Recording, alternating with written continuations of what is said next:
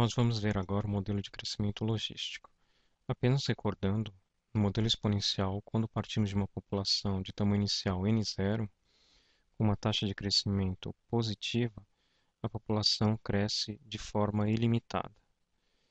E quando a taxa de crescimento é negativa, a população decresce e, para tempos muito longos, pode chegar até a extinção. O belga Verhulst apresentou uma derivação moderna de uma equação conhecida como equação logística.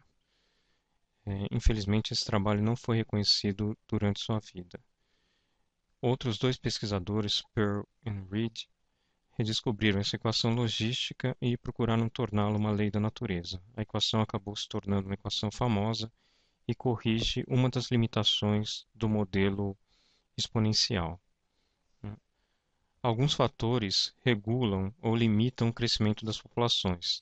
Então, alguns fatores são fatores bióticos, como a competição e doenças, que acabam afetando principalmente populações mais densas, e alguns outros fatores que são abióticos, como alterações climáticas, que acabam afetando tanto populações com alta densidade quanto populações com baixa densidade.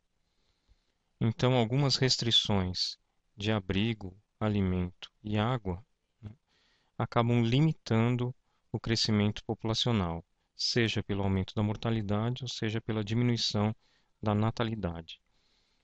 Esse efeito é o que nós conhecemos como densidade-dependência. Então, aqui nós temos a formulação do modelo de crescimento populacional logístico. Então, nós temos uma taxa de crescimento da população que é dada por dN/dt. Então, isso aqui seria o crescimento da população em função do tempo.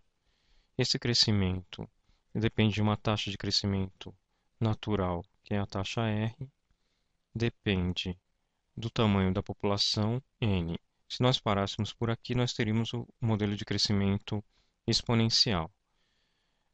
Se nós considerarmos que existe um fator conhecido como capacidade de suporte que limita o crescimento populacional, nós podemos adicionar um termo à equação, um termo desse tipo, e aí nós teremos a equação do modelo populacional logístico. Vejam que esse termo ele faz com que quando a população se aproxime da capacidade do suporte, n sobre k vai para 1 e, portanto, o crescimento populacional tende a zero. Uma vez que n sobre k indo para 1, 1 menos 1 vai a zero e dn dt iria para zero. Então, k seria a capacidade de suporte do meio. Essa capacidade de suporte tem a ver com a densidade máxima de animais, né, que o ambiente permite em uma certa área. Isso pode estar relacionado à lotação de pastagem, a efeitos relacionados a criações intensivas, confinamento, a espaço disponível em granjas de aves e de suínos. Essencialmente, então, a capacidade de suporte reflete um limite ambiental para o crescimento populacional, né, para a densidade animal que pode existir em uma certa área. Então, a equação que ficou conhecida como equação de Verhulst é essa equação. A base da equação é a equação de crescimento exponencial, mas com uma limitação, que é esse 1 menos n sobre k. O k é a capacidade de suporte e n é o tamanho da população. Aqui nós temos um gráfico que mostra o modelo de crescimento exponencial, que é esse que está aqui em rosa. E aqui em azul nós temos o modelo de crescimento logístico. Vejam que no início as duas curvas se aproximam, portanto o crescimento populacional no início se aproxima de um crescimento exponencial. E à medida que o tempo vai passando, no caso do crescimento logístico, a população tende a, no máximo, o tamanho da capacidade de suporte, né? Então aqui, essa linha tracejada indicaria a capacidade de suporte para essa população. Então esse seria o K, a capacidade de suporte. E no modelo logístico, portanto, a população não ultrapassa a capacidade de suporte. Aqui, novamente, o modelo de crescimento logístico. Se a condição inicial estiver acima da capacidade de suporte, a tendência é então de que a população decresça e atinja a capacidade de suporte. Se a condição inicial, né, do tamanho populacional estiver abaixo da capacidade de suporte, então inicialmente há um crescimento exponencial aqui, e depois há uma inversão aqui no crescimento e a população tende exponencialmente para a capacidade de suporte. A solução do modelo de crescimento logístico é dada por essa equação, portanto depende da capacidade de suporte, do tamanho inicial da população e da taxa de crescimento.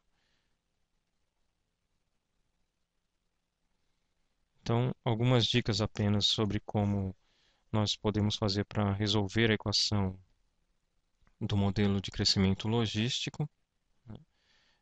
A resolução em detalhes vai ficar como um exercício para essa aula. Então, aqui nós temos a equação de crescimento logístico. Ela pode ser reescrita dessa forma. Então, vai ser R sobre K que multiplica N, que multiplica K menos N. Então, o que nós estamos fazendo é simplesmente reescrever a equação de uma maneira diferente. E aí, observando essas definições aqui, nós podemos definir f de t como sendo R sobre K e Gn como sendo N que multiplica K menos N.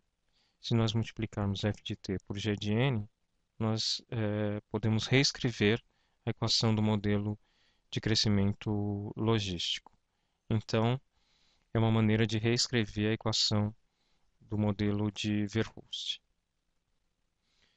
Para resolver, então, essa equação reescrita dessa forma, nós podemos integrar dessa maneira, vai ficar dn sobre gn, né, integrado de n0 até n de t, e f de t dt, integrado de 0 até t. No exercício que vocês irão fazer, essa equação vai ser apresentada com mais detalhes e a solução do modelo é essa solução. Então, essa equação aqui é equivalente à que a gente viu anteriormente, mas reescrita de uma maneira em que no numerador aparece N0K e não apenas a capacidade de suporte. Mas essa então é a solução do modelo de crescimento logístico. Então, a demonstração em detalhes vai ficar como exercício para essa atividade. Pontos de equilíbrio. Esse também vai ser um outro exercício da aula. Nós podemos encontrar os pontos de equilíbrio do modelo logístico igualando dn dt a zero, né? Então, os pontos de equilíbrio vão ser indicados como n estrela. Se nós igualarmos a zero dn dt, nós teremos que r n estrela menos r sobre k n estrela ao quadrado serão igual a zero. Se a gente colocar o n estrela em evidência, vai ficar que n estrela que multiplica r menos r sobre k que multiplica n estrela é igual a zero.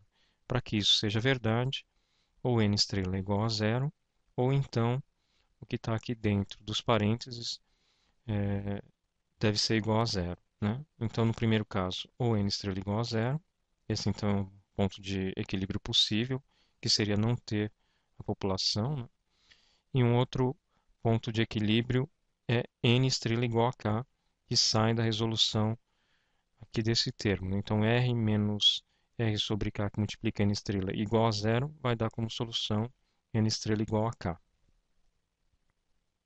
Então, esses são os dois possíveis pontos de equilíbrio da equação logística. Nós percebemos no gráfico da equação logística que há um crescimento exponencial próximo de zero e depois há um decaimento exponencial próximo de k, porque a população vai no máximo até k quando o R é positivo, ou seja, quando a taxa de crescimento é positiva, né? Portanto, como há um crescimento próximo de zero e depois um decaimento, isso significa que o dn dt, né, a derivada muda de sinal. E aí nós podemos calcular qual que é esse ponto de inflexão que faz com que o sinal mude, em que ponto isso acontece, né? Então, para isso, basta derivar em relação ao tempo o dn dt, nós vamos ficar com d2n dt2, que vai ser igual a R 1 menos 2n sobre k, que multiplica dn dt. Tá? Para que isso seja igual a zero, ou seja, para que nós tenhamos o ponto de inflexão, é necessário que esse termo aqui, 1 menos 2n sobre k, seja igual a zero. Tá? E, portanto, a solução é que n é igual a k sobre 2. Isso significa que no ponto n igual a k sobre 2, há uma inflexão e é nesse momento em que há a mudança da derivada, então, do modelo logístico, né? da curva de crescimento logístico.